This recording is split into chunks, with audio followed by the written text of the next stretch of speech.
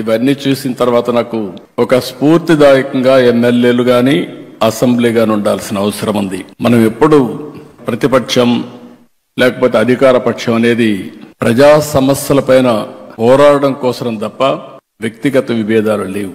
మేము చూసేవాళ్ళం, హోరాహోరీగా పోరాడేవాళ్ళం. బయట వస్తే పక్కనే లాబీకి వస్తానే ఆప్యాయంగా పలకరించుకునేవాళ్ళం.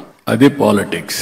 రాజకీయాలు కలుషితం అయిపోయినాయి. ఏదో బద్ధ శత్రువులుగా. ఓసారి నేను చూశాను, మర్రి చెన్నారెడ్డి గారు ముఖ్యమంత్రి, నేను ప్రతిపక్షంలో ఉన్నాను. నేను ఎమోషన్ లో బల్లగుద్దాను అసర్టివ్ గా చెప్పడానికి. ఇమీడియట్ గా ఆయన కోపం వచ్చింది. చాలా ఎగోయిస్టిక్ గా ఉంటాడు ఆయన. కోపం వచ్చింది. కోపం వచ్చి ఏంటి ఏమనుకుంటున్నావు, బల్లగొత్తావను అన్నాడు. నేను కూడా అదే స్పిరిట్ లో 10 సార్లు గుద్దుతాను, ఏం చేస్తారన్నా గమ్మను కూర్చున్నాడు. That is the sportive man. ఒక స్ఫూర్తిదాయకమైన అపోజిషన్ ఉన్నప్పుడు అదే మాదిరిగా తిరిగి రిప్లైలో పర్ఫెక్ట్ గా సమాధానం చెప్పేవాళ్ళం.